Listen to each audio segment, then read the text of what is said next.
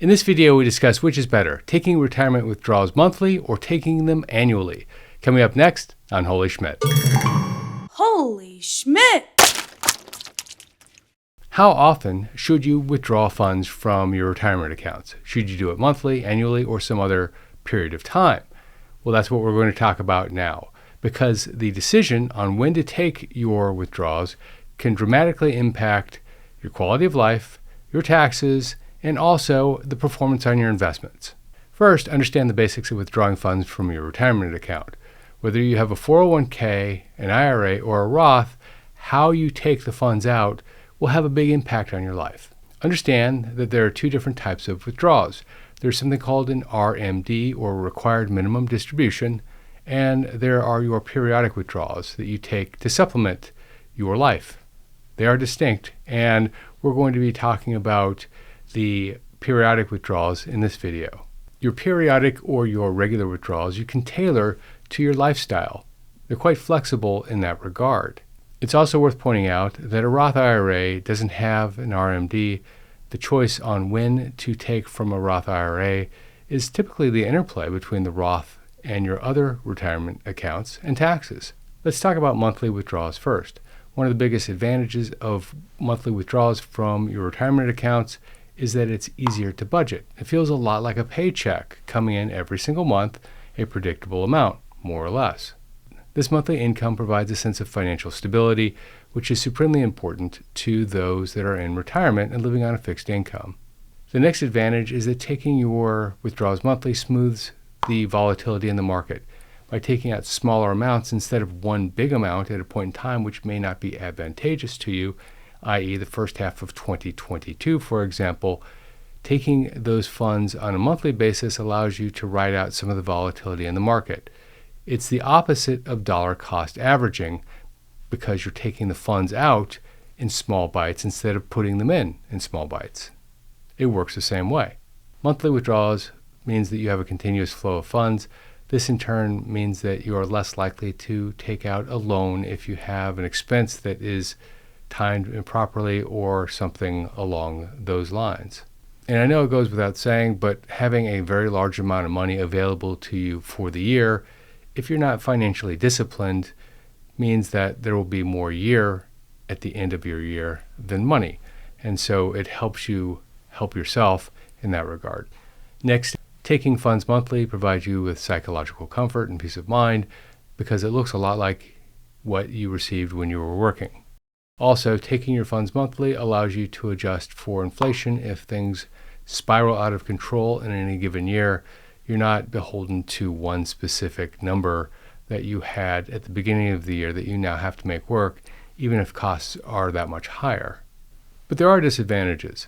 One of them is that you have higher cumulative costs, because much of the time, it depends on which provider of your 401k or your IRA you have, of course, but much of the time there are costs every time you withdraw from the account. So those costs accumulate and they become a much bigger number than if you had just taken the money at one time. Those fees eat into your overall savings over a period of time, especially if you're doing this month after month, year after year, for the rest of your life. The other disadvantage is that it creates a complex tax picture in some instances. If you have monthly withdrawals that are consistent, but you have other income that varies from year to year, you might have put yourself inadvertently in a different tax bracket than you planned on being in when you started the year. There's also a potential for mismanagement. If you have funds coming in monthly and you don't need all of those funds, but they're there in your account anyway, you may spend that money instead of doing something else with it. And sometimes you just get the timing wrong, because if you take out funds monthly, but you have the opportunity to take them out annually during a peak point in the market, well, your portfolio could go down. Next, let's talk about the benefits of withdrawing from your accounts annually. First, there's a potential for higher growth. The reason is because annual withdrawals, if you get them right, as I mentioned just a minute ago, could mean that you're withdrawing from a peak point in time, and because the markets move in cycles, you get the cycle right.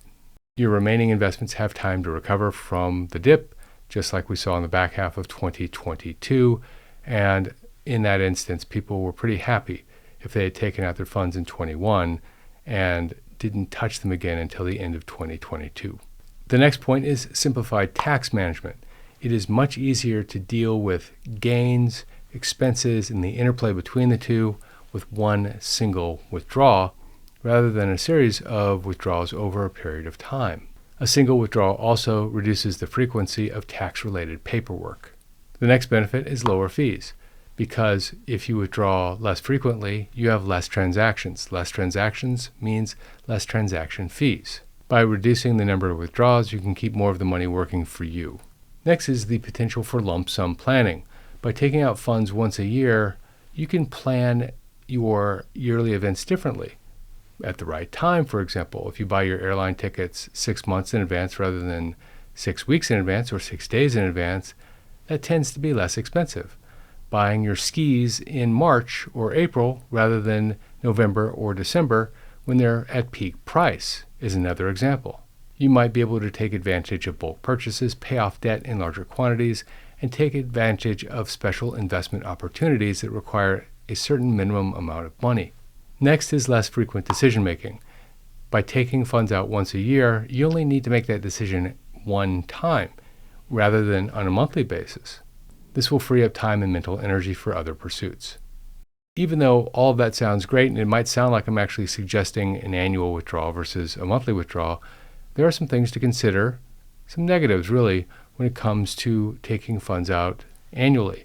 The first is that it's much harder to budget if you're budgeting with one lump sum payment. This requires discipline for retirees, particularly if they're used to receiving monthly payments with their paycheck. Getting it wrong here means that you run out of money quite early. And in terms of the markets, if you get it right, then you get it right well. But if you get it wrong, you're selling at the bottom of the market instead of the top. And that's always a risk when you are taking funds out annually. In fact, you're more vulnerable to negative market fluctuations if you take out 1 year at a time, because markets don't typically move over a period of time. They have short bursts of upward movement based on the news and other activity that's happening at the time. Then there's inflation. Unfortunately, in this day and age, we have seen a lot of inflation, and taking out what you think is the right amount at the beginning of the year may actually come up short by the end of the year simply because your purchasing power has gone down over the previous 10, 11, 12 months. Next, handling a large sum of money can be psychologically daunting for a lot of people. Let me explain. By having the funds sitting in a side account, you have to be able to be disciplined with your money, but more importantly, you have to be able to make some choices that you didn't have to make before. I talked about the fact that you could buy in bulk, but is that a good choice? I talked about paying down debt in big chunks, but is that a good choice? Buying at off-season prices, but would you have made that purchase at all had you not had the money sitting in the account? In other words, you make poor financial decisions because you have a lot of money sitting there, and you might not have made those decisions if you didn't. So what's the answer? Well, let's talk about what your specific situation requires. Assess your cash flow needs. If you have regular expenses every single month, then maybe monthly withdrawals might be the way to go. But if your expenses tend to be annual and you like to pay those, get them out of the way so you don't think about them, then annual withdrawals might be the way to go. Next, look at your particular account and the fees associated with that account. Do you have transactional fees every time you take money out? If so, then that might suggest that you would be better off having annual withdrawals. Conversely, if the fees are non-existent or very low, well, then monthly might be the way to go if this is one of your key factors. Next, consider the tax implications of taking it monthly versus annually, in particular when it comes to that associated with other cash flow that you have coming into your life.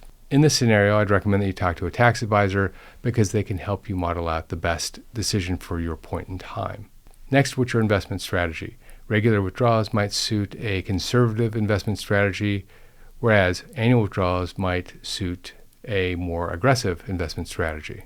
Your investment horizon and risk tolerance should inform you on the best outcome with this point. What's your view on inflation? Do you think it's behind us? Do you think there's more to come? Because in the former, then annual withdrawals might be okay. In the latter, monthly withdrawals might be the better decision. Next, your lifestyle and spending habits.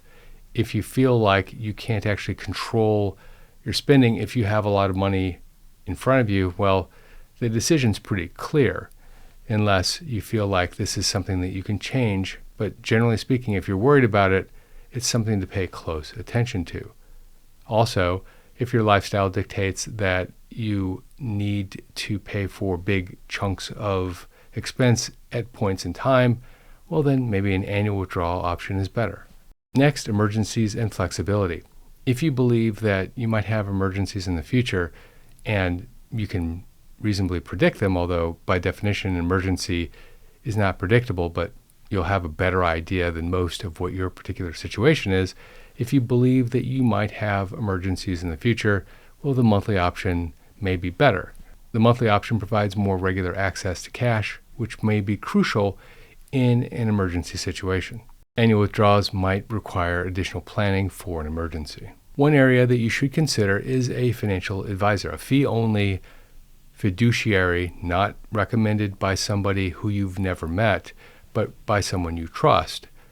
A financial advisor can help you make the right decision for you. Some will recommend monthly, some will recommend annually, some will recommend a combination monthly and annually, but with smaller amounts of each. They will customize your specific withdrawal strategy if you don't feel like you can do it yourself. The other option are the litany of retirement calculators out there. They're everywhere. And for someone that is financially savvy, they can be quite useful tools. They can provide you with what looks like a customized solution based on a series of questions that they ask, and they help you visualize what your cash flow may look like in the next 12 months or beyond.